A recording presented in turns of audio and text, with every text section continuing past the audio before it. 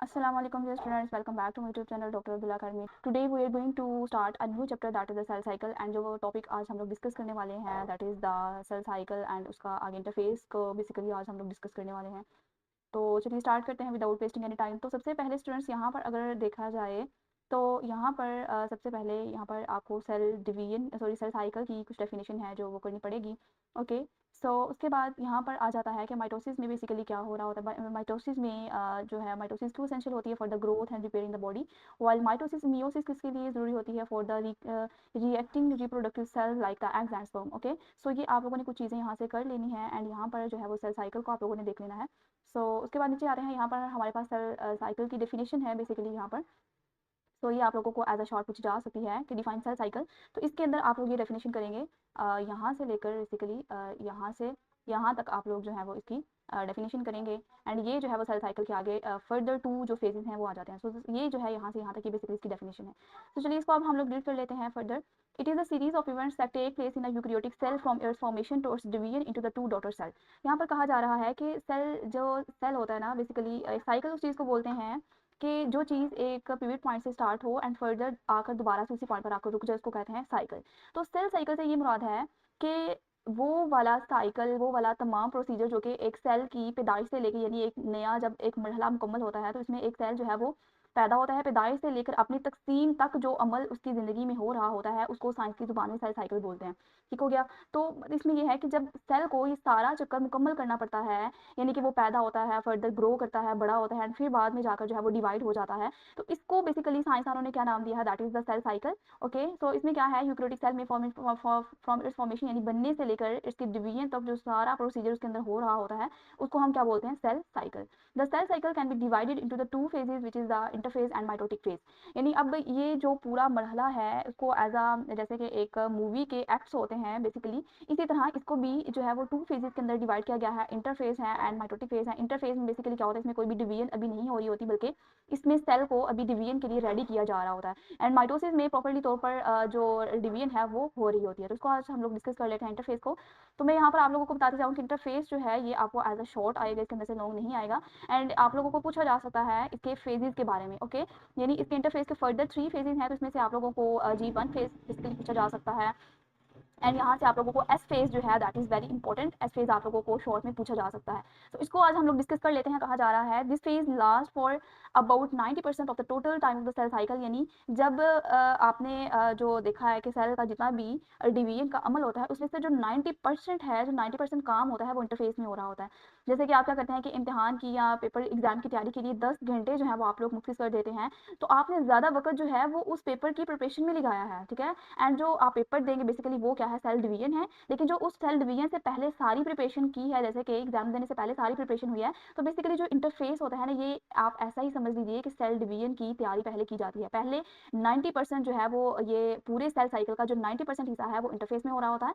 During interface the cell performs the life function according to its speciality and perform and prepares itself for the next division. इसमें basically क्या हो रहा होता है कि इसमें अब जो 90% वक्त है उसके अंदर सेल क्या करता है, सबसे पहले जैसे कि वो अपनी जो जितनी भी उसकी यहाँ पर बताया गया है कि उसकी जो स्पेशलिटी है, अपनी जो रोजमर्रा ज़िंदगी में उसके जितने भी काम है, फॉर एग्जांपल हम सांस लेते हैं, खाते हैं और अपना काम करते हैं, बिल्कुल इसी तरह ये सेल भी अपनी ज़िंदगी के तमाम काम जो इसके लाइफ फंक्शन है वो करता है। मिसाल के तौर पर अगर एक मसल सेल है तो ये सिकुड़ेगा और फैलने का काम करेगा, और अगर ये इसी तरह अगर ये कोई आप समझ लीजिए कि ये कोई एक नर्व सेल है तो ये मैसेजेस को भेजने का काम करेगा। लेकिन इन सब के साथ ये सेल जो है वो अपने अंदर मौजूद डीएनए की कॉपियां भी बनाना शुरू कर देगा, ताकि जब ये सेल डिवाइड हो जाए तो इसके जो डॉटर सेल फर्दर आगे बनेंगे उनको एक जैसी और मुकम्मल जो इन्फॉर्मेशन है वो मिल सके। तो बेसिकली क्या होता है कि इंटरफेस जो है वो सिर्फ ऐसा मरहला नहीं है कि उसने एक ही क्लिक में सारा काम हो जाना, ऐसा नहीं है, बल्कि इसको फर्दर थ्री फेजेस में जो है वो डिवाइड किया जाता है।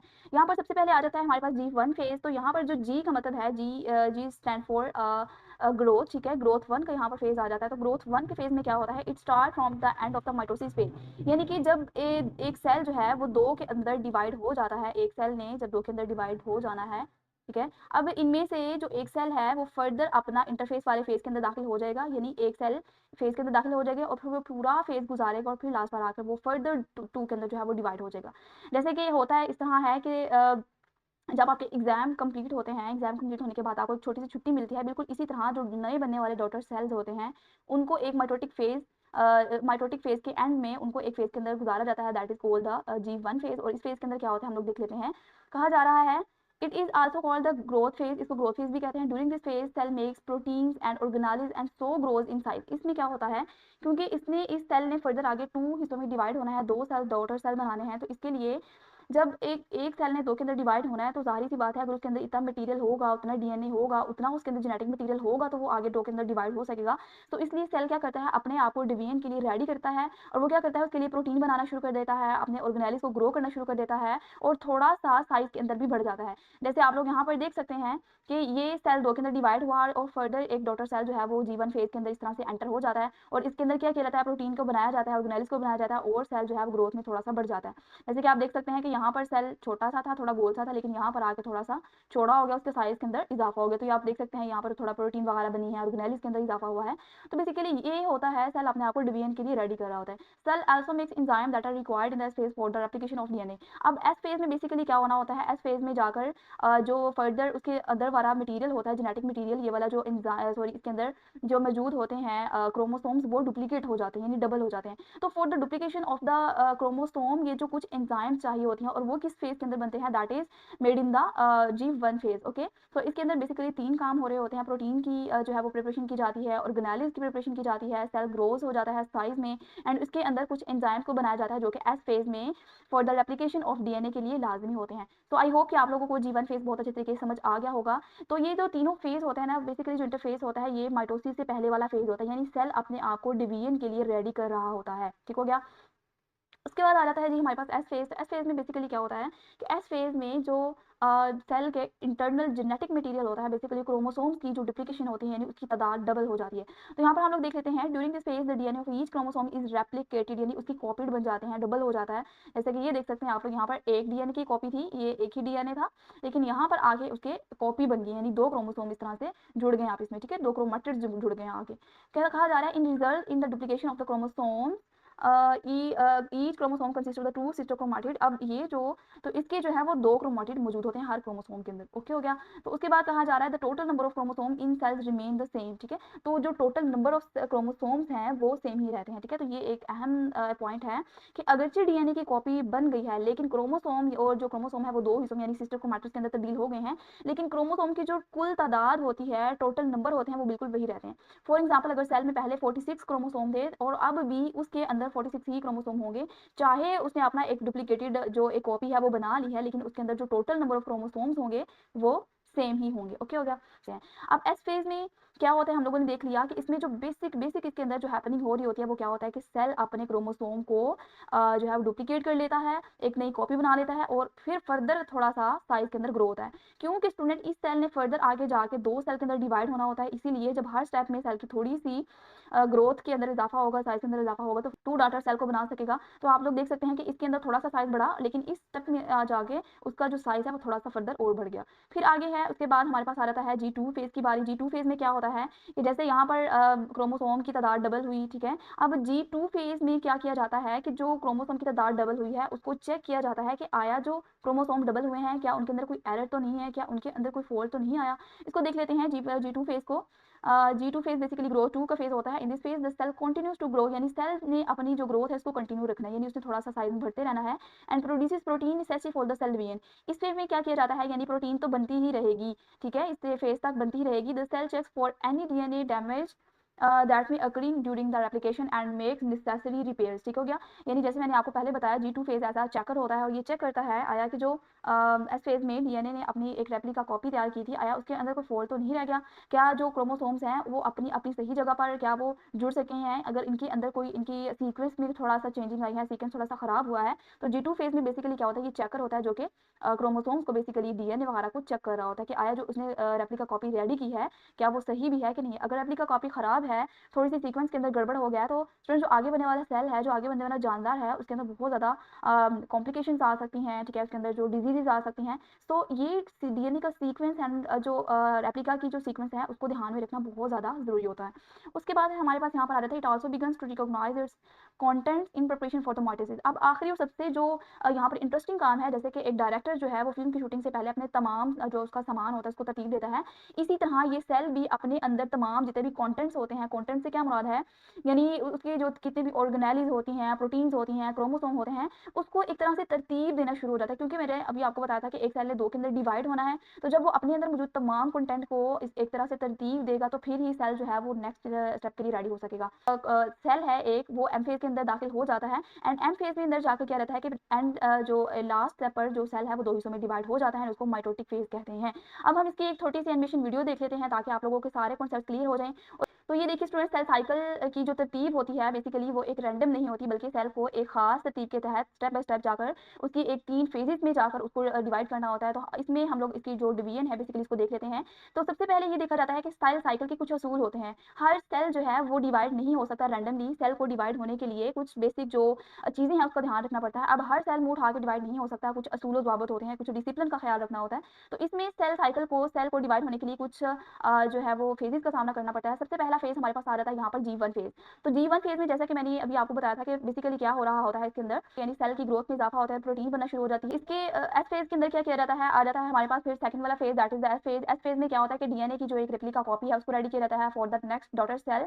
एंड उसके बाद है हमारे पास स्टेप नंबर 4। स्टेप नंबर 4 में क्या किया जाता है, G2 फेज है। G2 फेज में फाइनल चेकिंग की जाती है कि आया जो रेप्लिका कॉपी तैयार हुई है क्या वो सही है, उसके अंदर कोई फॉल्ट तो नहीं रह गया, क्रोमोसोम की जो सीक्वेंस है वो सही तरह से जुड़ा है या नहीं। उसके बाद जो हमारे पास फाइनल फेज आ जाता है that is the mitotic phase. And उस माइटोटिक फेज में क्या किया जाता है कि एक सेल फाइनली 2 हिस्सों में जो है वो डिवाइड हो जाता है। तो बेसिकली ये आप लोग देख सकते हैं कि एक प्रॉपर सीक्वेंस होता है, सेल रैंडमली डिवाइड नहीं होता, उसकी एक प्रॉपर सीक्वेंस होती है, डिवाइड होगा।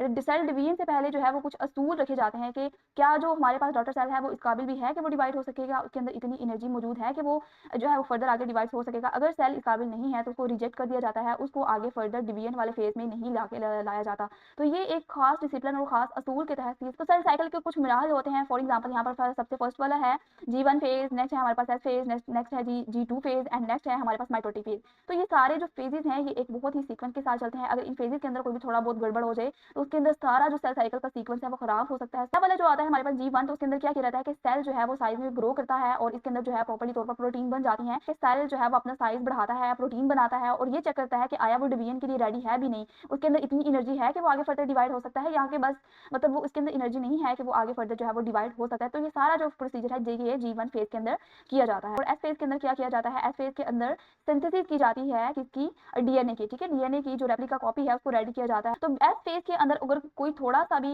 कोई एरर आ जाता है, मिस्टेक आ जाती है, यानी एस फेज का मतलब क्या होता है कि डीएनए को जो डीएनए की रेप्लिका कॉपी है उसको रेडी करना। अगर थोड़े से डीएनए की जो जुड़ने की सीक्वेंस गलत हो जाता है या थोड़ा बहुत क्रोमोसोम की जो तादाद है उसके अंदर थोड़ी सी गड़बड़ आ जाती है तो पूरा डिवीजन का जो प्रोसीजर है वो गलत हो सकता है। तो ये बहुत ही एक आप कह सकते हैं कि एक सेंसिटिव प्रोसीजर होता है और इसको बहुत ज़्यादा ख्याल करके किया जाता है ताकि इसके अंदर कोई भी मिस्टेक या कोई भी एरर या फॉल्ट ना आ सके।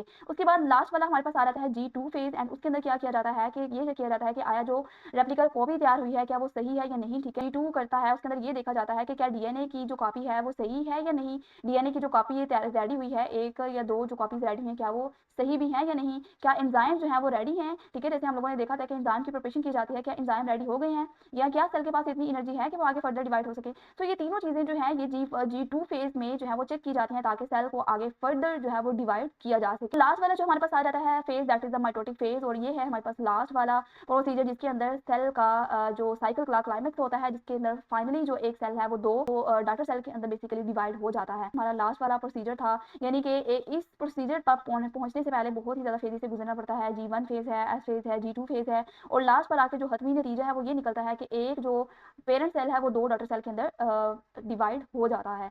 एंड यहाँ पर थोड़ा सा रिवीजन के लिए थोड़ा चार्ट रखा गया है कि G1 फेज क्या है, ग्रोथ का फेज, यानी साइज अपना सेल अपने साइज को बड़ा करता है, प्रोटीन्स को बनाता है। एस फेज में क्या होता है कि डीएनए की जो रेप्लिका कॉपी है वो रेडी होती है। G2 फेज में ये चेक किया जाता है कि आया ये जो कॉपी तैयार हुई है क्या वो सही है या नहीं, फाइनल चेक किया जाता है, यानी जो एंजाइम वगैरह है वो क्या बन गए हैं, प्रोटीन वगैरह बन गई है, क्या सेल जो है वो डिवीजन के लिए रेडी हो चुका है या नहीं। और अगर वो रेडी है तो वो माइटोटिक फेज में चला जाएगा। माइटोटिक फेज में प्रॉपर्ली तौर पर जो है वो डिवीजन हो जाती है, एक सेल जो है वो दो के अंदर डिवाइड हो जाता है। तो यही था आज का हमारे शॉर्ट का लेक्चर। आई होप कि आप लोगों को बहुत ही अच्छे तरीके से समझ आ गई होगी। फिर भी आपकी कोई क्वारी हुई तो आप कमेंट सेक्शन में लाजमी पूछेगा। मिलते हैं नेक्स्ट लेक्चर में, तब तक के लिए अपना ख्याल रखिए। अल्लाह हाफिज़।